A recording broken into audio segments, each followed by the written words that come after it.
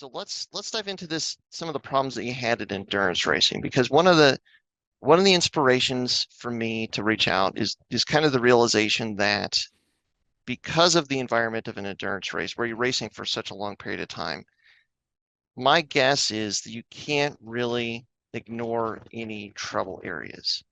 Like we can get away with in like a 20-minute, even maybe a 30-minute track session. You can kind of push things right to their limit and kind of hold them there, maybe overrun the cooling system a little bit, but it's not going to cause any critical damage because you're just doing it probably for a short amount of time, and then you come out, you're done. You can cool the car down. But when you're going for hours at a time, like you can't have any weak areas like that. Was No, that you one of the can't. first things that you had to address? Uh, well, it's all combined. Okay. Okay. I mean, I think I've blown an engine every way you can do it at this point. Oh boy. Okay. There's, but the first thing you have to always worry about is heat management.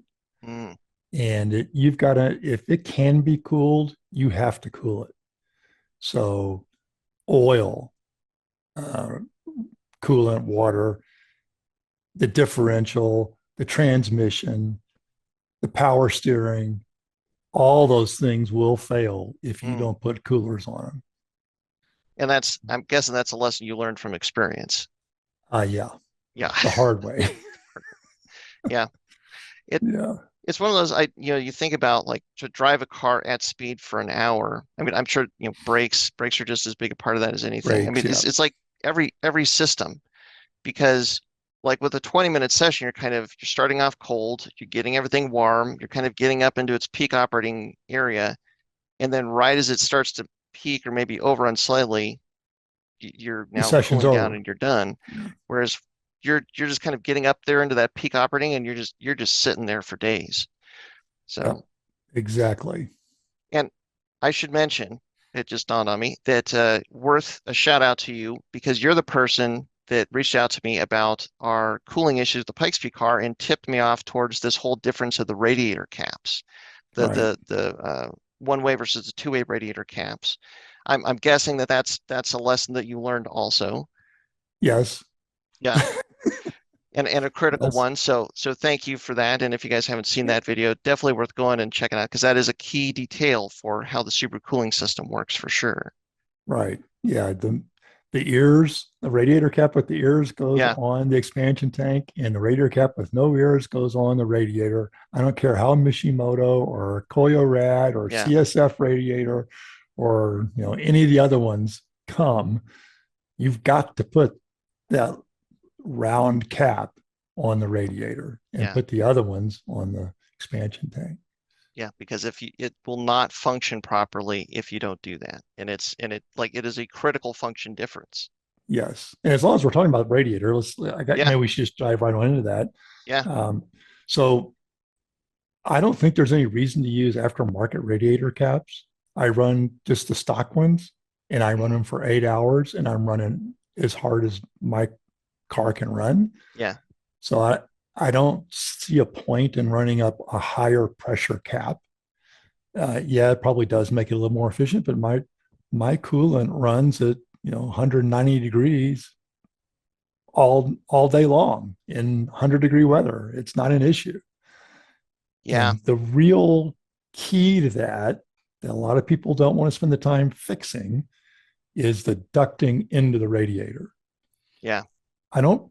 I was thinking about this today. I don't know if you have to go to a special racing radiator necessarily, other than the fact you don't want to use the OEM radiators with the plastic end tanks. So those are going to fail, right? Yeah. But as long as you've got a decent aluminum radiator, the main thing is the ducting into the radiator and sealing around all the sides. Any place that the air is coming in can get around that radiator, it will.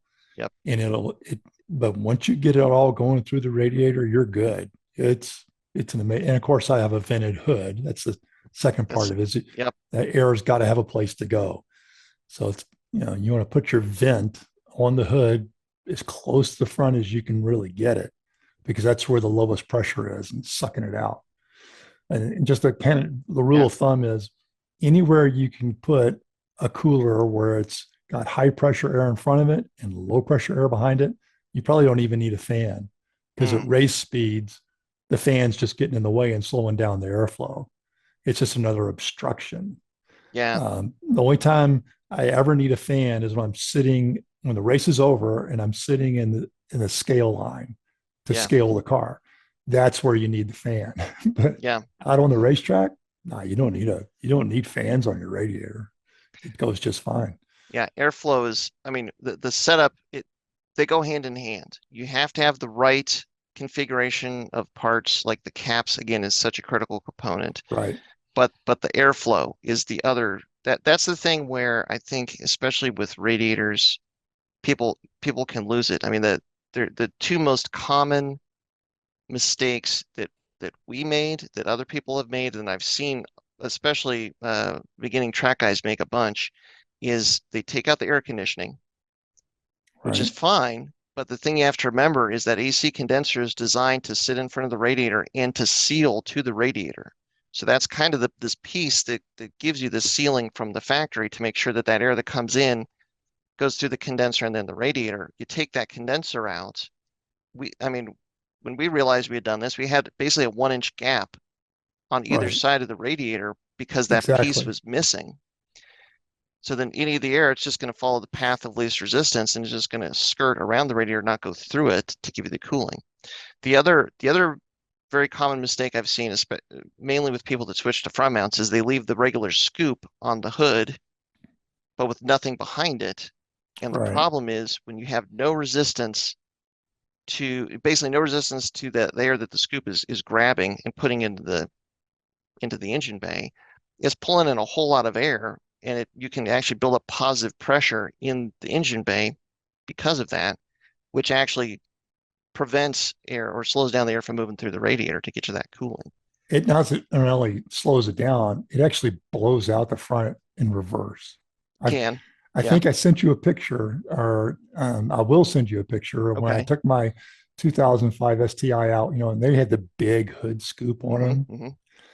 And I went running around Oregon Raceway Park and I had put wool tufts all Oh across yeah, the front yep. to the intake of the radiator. And above 70 miles an hour, the wool tufts would go back like this. The Oh air my was gosh. coming out the wrong way. Oh man. And if So I you've knew got right that going away, this on, is not going to work. no. Yeah, that's the extraction hood. I mean, that's you've got to think about how the air is going to flow, and then like the testing, the wool tufts. Like it's an old school method, but it It works. Like works it great. can tell you a lot of really useful information. And that, yeah, if you have that situation going on, you don't know it. And what's I mean, sweet with that now is you can get a GoPro camera with a suction mount, yeah, stick it on there, and you can record these tufts at different speeds. yep, Because what you think is working fine at 30 miles an hour is not the same as going 80 or 90 or 100 miles an hour. right, Everything sometimes just completely reverses. And yeah. that's what happened with the hood scoop. It was overpowering normal high pressure in front of the Wow. radiator. And so, yes, I got rid of the scoop, blocked it off and everything. And of course, did all the ducting and all of a sudden, no more coolant problems. Right. Yeah, it's the supercooling systems, generally speaking, are pretty well designed and overbuilt from the factory. But you go in there and you Right. start modifying some of the design in these ways that you wouldn't necessarily think of right off the bat. And that's where you can run into all of these cooling problems, or you can easily run into cooling problems, and you're not going to sort it all out. I mean, we're the example of that. We tried everything under the sun, and what ultimately was getting us was the caps, but we had the ducting eventually and like the fancy radiator core and stuff, but it without the radiator caps functioning, it didn't work. And if we had the radiator caps functioning properly, but we didn't have the ducting, that wouldn't work either. You've got to have all the Right. pieces of the puzzle working together.